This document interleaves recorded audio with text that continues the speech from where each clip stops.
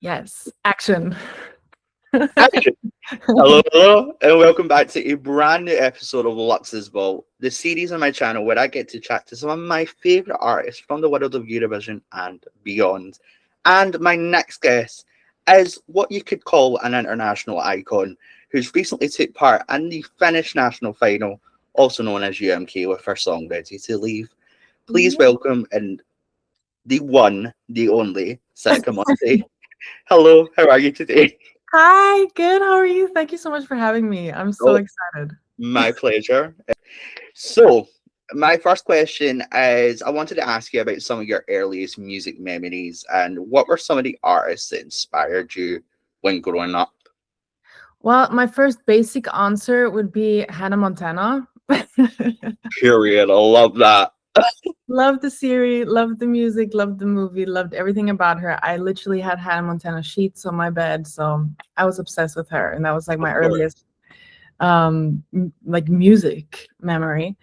And but I also loved artists like Justin Bieber. I was head over heels in love with him and Selena Gomez as well. And then my biggest inspiration till to this day is Ariana Grande. She's been my idol for years and years. So yeah, that's pretty much how I got into the music. I was like, I want to be like Hannah Montana. Oh, of course. That's that life. I love that.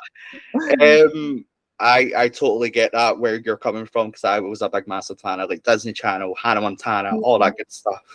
Yeah. Um, that brings me perfectly on to my next question. So we shared a similar connection where we were both born in Scotland, Yes. but you then moved to Vienna, where you currently reside. Is that correct? Yes. Yeah. Yeah. Yeah. So, and you've got quite a lot of different backgrounds as well. You've got Yeah.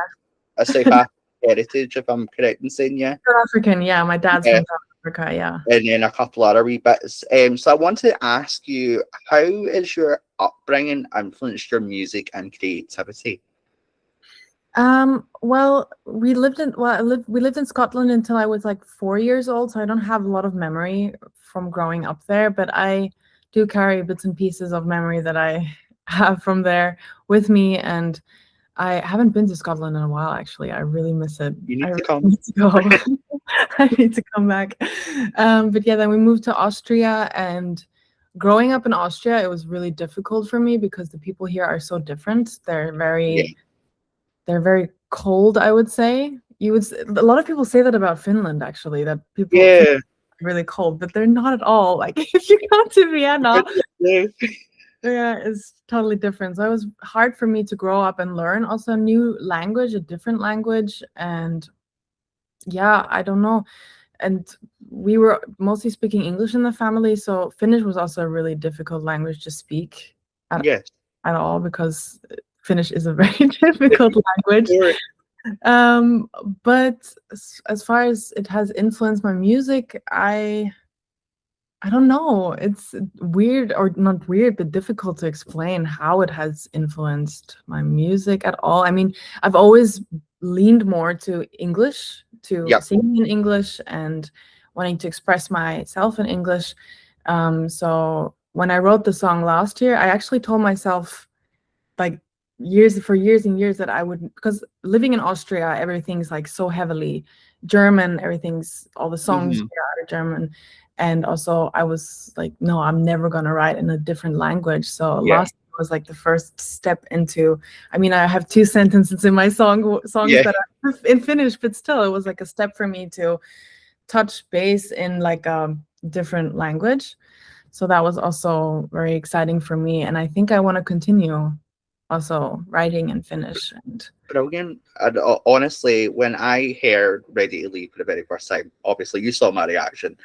I was blown away. oh, thank And you. it truly was one of the songs that completely touched me. I was like, it has that vulnerability and that emotion that you want in a track for Eurovision. Yeah, And thank you. it Brings was so so much. much fun listening to Thank you. it. So that actually brings me perfectly on to my next question. So you write all your music, is that correct? Yes. Yes. So I wanted to ask you, as someone who is aspiring to be a singer-songwriter myself, do you follow a particular process when writing music, or do you let your creativity flow? So my writing process is very complicated. I like now this phase after UMK, it has been really hard for me to write songs and Mhm. get back into the flow of writing songs. And before that, I was also struggling when writing also this song for UMK. It was super hard for me to write because I haven't written like a good, solid song that I was really like happy with Yeah, in a long time. So also writing this song took many mental breakdowns. I was like crying in the studio for 5 days straight. I was like, we have to do this.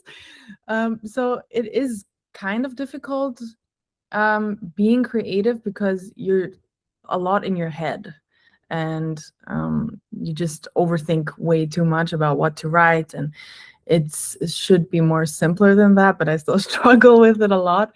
yeah, um, but the way I write song is usually I have a lot of poetry in my notes app. So sometimes when I'm like sitting in the bus or going somewhere, I'll be in my head and I'll write things down about what I'm thinking of and what could be like a cool um, theme to write about or like a subject to write about in songs. And so I usually have the words first before I have the melody, yeah, and then I take my shitty piano skills out. yeah, I'm just like, "Wah." And then I just try if I can find something, and usually I don't. So then I end up in the studio with my producer, and then he has like ideas and suggestions of what melodies could be, because he's super creative with melodies. He's always yeah, very like he explores a lot of different melodies that are nice and different and kind of shift away from the mainstream, because there's a lot of like chord progressions or music that sounds very similar, and we try to like make it sound different so it's not been like heard before. yeah. Yeah. I know, I totally get what you mean. And I definitely got that vibe when I heard Ready to Leave. Like, it definitely has that. What instantly attracted me from the get go, I love a minor key, and I Yeah. can instantly hear that cadence right away. And I was like, oh, yes, I can't believe it. And that's what instantly hooked me from the get go, Yeah. which was brilliant. That actually brings me on to my next question. Yeah. So, if you could pick three songs to describe the story of your life, what would they be and why? Like you want song titles? Song titles, artists, that it can be anything. I don't know. um I feel like one song that really has spoken everything that I want, not particularly what I want to say, but I don't know, it's expressed. It's such a beautiful song. It's Mhm. from LP Lost on You. Oh, I I don't know love if that song. I love that song so much. Uh, And then I don't know if you know the band Paris. It's like written P. yes, PRBIS. Yeah, I yeah. love their They music have as the well. song Hallucinations. That is like Yes. my all-time favorite song ever. And then probably some Ariana Grande song. I think like We Can't Be Friends is also very me. Taste, taste. I love it. That's brilliant. Thank you so much for answering that. Right, I'm going to jump on to UMK now. So, as I said at the beginning, you recently competed at UMK, also known as Uda Musical Kilpaloo. Sorry for my mispronunciation there. With your song "Ready to Leave," what does your song mean to you personally? Well, I connect the song a lot to my mental breakdowns that I had in the studio. So there were a few sad days in the studio because I was so struggling so much to write a song. Just like a bit, we have written like 3 songs in that whole week, and the first 2 I wasn't happy with at all. And I always tend to lean more towards sad music. I don't know. Yeah. And we had like 2 sarcastic, happy songs basically done. And then I was like, no, I feel like it has to be, to make it more like me, I would have to have it a bit more sad or melancholic. And I had a like the text in my notes app about what it could be, because I was back then I was struggling to get out of a relationship that wasn't good for me. And so I was like, I love this person so much, but I don't know how to get out of the relationship. In order to get out, I would have to hate the person. So this was like my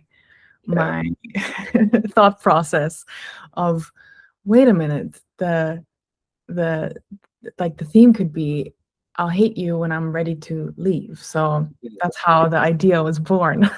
Brilliant. I honestly, when I looked at the lyrics after hearing the song for the very first time after doing that reaction, I broke down in tears. I One lyric sticks out to me personally, and it's "I'll keep my hands busy so you can't hurt me anymore." Yeah. That hit me right in my Yeah, soul. my I was favorite like, word as well. I always say whenever I write music, music is feeling, music is passion, and that exudes that in those lyrics and that song. Honestly, it's welling me up right now. Jesus Christ. But yeah, truly, it's absolutely an amazing track. I wanted to ask you about the music video. Yes, The music video is so artistically done. thank you. I wanted to ask, did you have full creative control when creating the music video, or was it like a collaboration with you and YLE, the Finnish broadcaster? Well, I usually have like these big visions for music videos. Like if I listen to my song, I have visions and like Yeah, different kinds of, but honestly, it was kind of limited to how much we can put into one production, because everyone gets like a video and it has to be like the same kind of production. Like it can't be overdone or underdone. It has to be on the like same level. And so I was like, I want to be in the forest and I want to do this and I want to do that. And they're like, no, you can't, because otherwise people will kind of know that you are part of UMK, because we filmed this like months before UMK or it was announced. And but the idea, I did have my ideas, but I also kind of left the creative direction to the team, because I really trusted them with everything from the get-go. I was like, actually, I don't even know how I deserve to be here, so I'll just let you do it. really, they done an amazing job. I just remember that moment when you sunk into the battle. I was like, bitch, don't drown, please, don't drown. I drowned twice. We had to do that take twice, because literally the first time water went up my nose and I came out coughing. And then the second time, the same thing happened, but I managed to, in those last 2 seconds, 3 seconds, I managed to look aesthetic while coming out of the water. So listen, beauty is pain, and it worked it perfectly for you. I now want to fast forward it slightly to the actual live show. Your performance, out of all of them, because all the other ones had kind of big, bold production, yours was very minimalist and very vulnerable and very intimate. I wanted to ask, what was your idea behind the staging, and why did you choose that approach? So that idea of the staging, I almost didn't have nothing to do with it, because I was also very trusting towards the team. I was like, ball, so surprise me. And so they came up with this idea with the table, and I was like, I love it. And then fast forward a few weeks when we were rehearsing with the table, I suddenly remembered that the demo version of my song was called Table, but in German. Like my producer just put a random name to it, for the demo version, and it was Table. And it was so like, I was like, oh my God, this is meant to be. It's meant to be.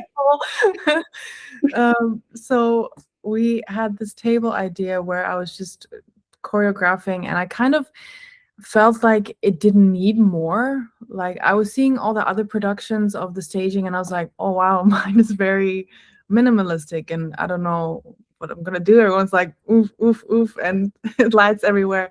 And yeah, but I don't know, the song, I kind of wanted the song to speak for itself because the song is so powerful on its own. And Hmm. so I agreed with all the directions of what they were giving me. And we tried to make it more stand outy with the outfit, like if I wore heels or something like that. But then I was like, I love the outfit, but I think I need to go without shoes and I need to make it as It's grounding as possible. I don't know. yeah, Kind of definitely like it must be, I don't know, aesthetically pleasing, but also kind of true grounded. to I don't know. itself. Yeah. And so that's why I decided to not wear shoes. Yeah. But yeah, then yeah, I don't know. I was happy with the. I don't. A lot of this process is like thinking back about it. It's like I didn't really make that many decisions because I really trusted these people with my whole Uh-huh. heart, and I was very like, I'll just be here. I'll I, I'll accept everything. I'm happy with everything. I'm happy. Well, I Yeah. wanted to ask, who was the designer of your costume for Um, UMK? it was Sini Savala. Cindy She's Savage. pretty well known in Finland, and it was really nice because because my nickname is Sini as well, and I Yeah. was like, it's meant to Oh, be. Yeah, and it was amazing. the prop that you had, the table smashing, Yeah. how is that done? So I had no idea until the day the smashing of the table was done. Hmm. It's a pre-recorded clip. They just Okay. insert at then in the live show, so it wasn't live. The Because otherwise people would have gotten hurt. And Yeah, of course, um, health and safety. but they literally overlapped me doing like the wiping thing on the table with the table breaking by itself. So they Nice. overlapped like my hand, and then they cut the videos together. I have no idea how they did it, but I just watched the 1 second where the glass just exploded the one time, and that was insane. Oh, wow. We love YLE and their little video editing processes. Yeah, Love it. amazing. It is absolutely amazing. Now, Yeah. I'm going to bring you to Vienna. Yes. You were given the opportunity to perform at the Euro Club. Yes, I was. How was that opportunity? And were you super excited to be a part of it? It was amazing. I also actually worked at Eurovision itself, so that Yeah, was also you were a such part a nice. of the Finnish team, weren't you? And I wasn't a part of the Finnish team. I have a side job with a ticketing Oh, company, and we got to work there. I was there as oh, someone who helps with tickets, and so I was there working a couple of days, and I had access to the backstage area and meet amazing. so many people, so it was really nice. But also back to Euro Club. It was amazing. It's a club. It was a club, so there were a lot of people partying, and it was very loud. Um, Yes. and I did kind of feel out of place performing there because my songs are so sad and so melancholic, and this is not for clubbing. Yeah. So it was kind of a weird experience for me, but nonetheless, it was amazing. It was such an honor because after that, um, I forgot her name from Malta. Christy Spiteri? No, no, no, no. It was Mariana? Mariana. Mariana. Yeah, Mariana. Is that her name? Mariana. Miriana. Yeah, Yeah. that's it. Sorry, I forgot. Oh my god, my brain blanked there for a You're second. totally fine. That she performed after me, and I was like, Gag.